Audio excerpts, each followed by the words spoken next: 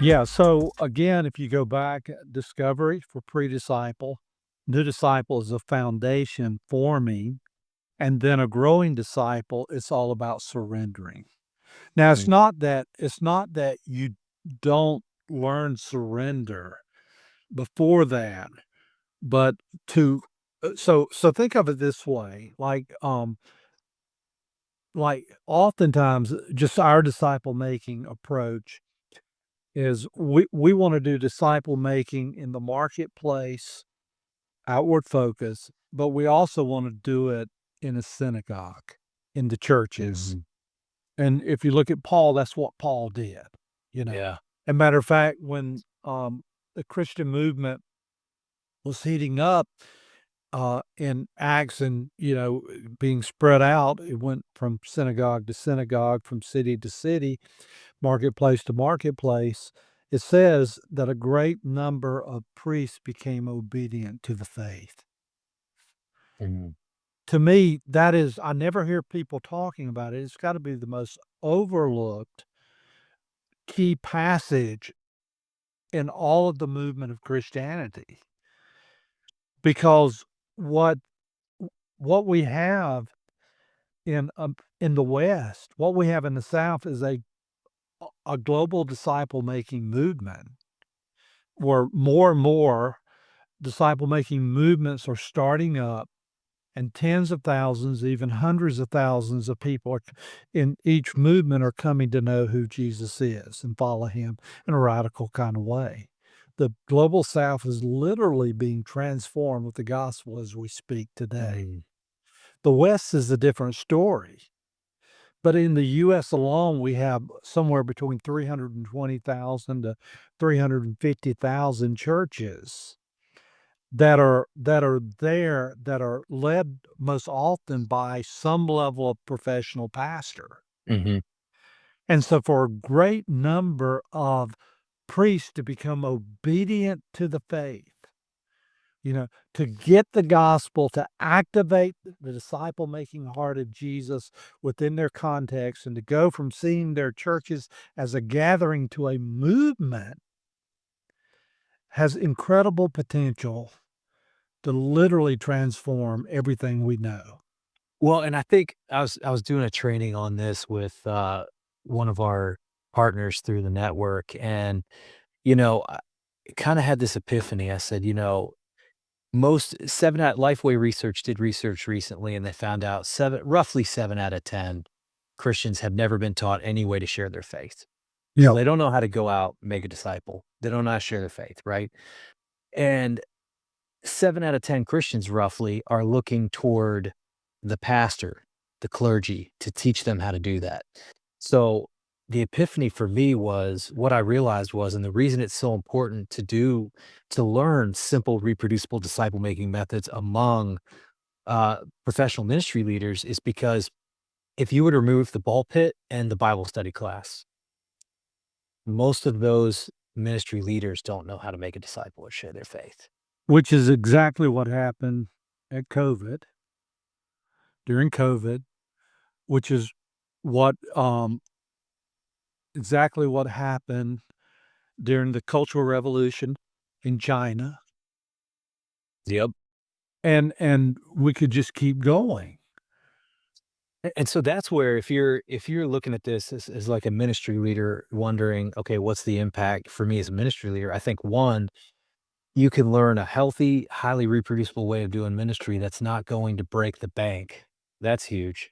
But then two, when you're modeling simple, highly reproducible things, the average everyday Christian can do it. And growing disciples, one of the ways they grow is when they move from simply growing disciples who are learning to follow and obey Jesus, learning spiritual disciplines, learning how to continue to make that connection to actually disciple makers.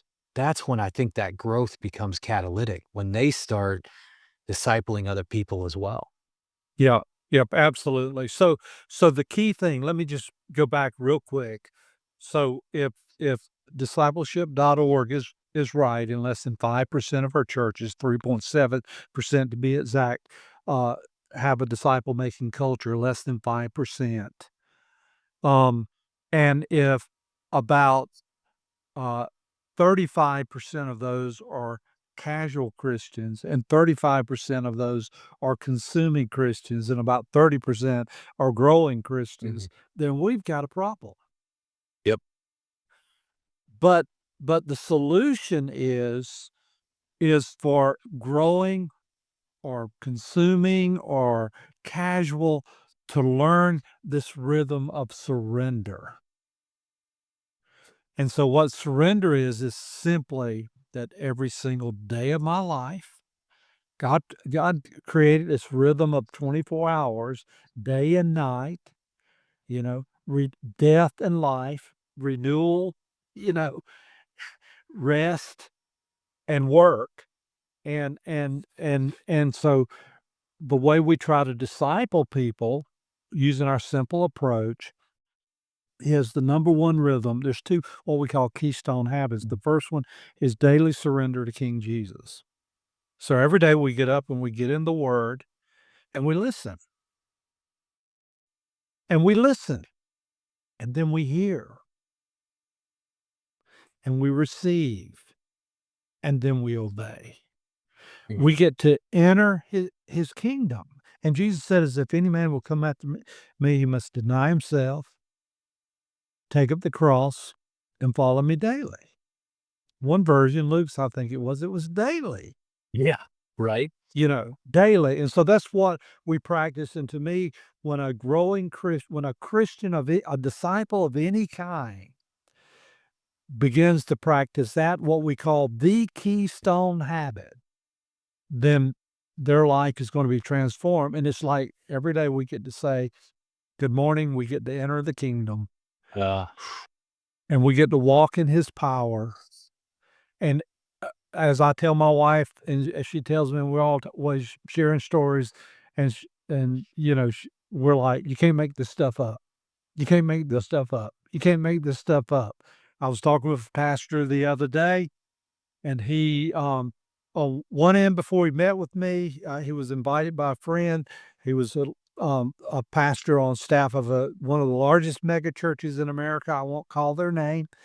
And he says, "Yeah, I let my staff know I'm meeting with you today, and some of them work out at CrossFit, and they knew all about you and everything you were doing, and yada yada yada yada." I said, "You need to pay attention to that." And then he went to spend time with his son, and when he saw his son in another city, he says, began to tell him about it, and he says, "Oh, you're talking about those micro groups, aren't you? I've done that." And I'm just like, "You better pay attention to that, that God is at work." mm, And I think it was Lynn Sweet who one time said that the movement of God is like a tornado, not like a hurricane that knocks down everything, but a tornado touches down here, here, here, here, here. He mhm. says if we'd ever learn to connect the dots, then we could experience the power of God.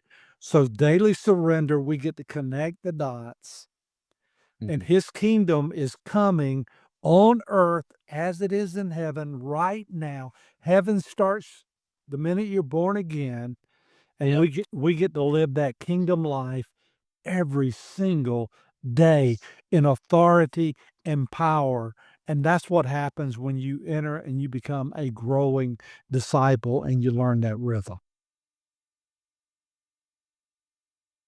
Naturally, when you're growing, you'll eventually grow to a spot where you're making disciples, because that's not just a mandate for a few, that's a mandate for all. Listen, and he's assumed the responsibility of being a disciple maker. And the commitment is to live out your life as a disciple maker.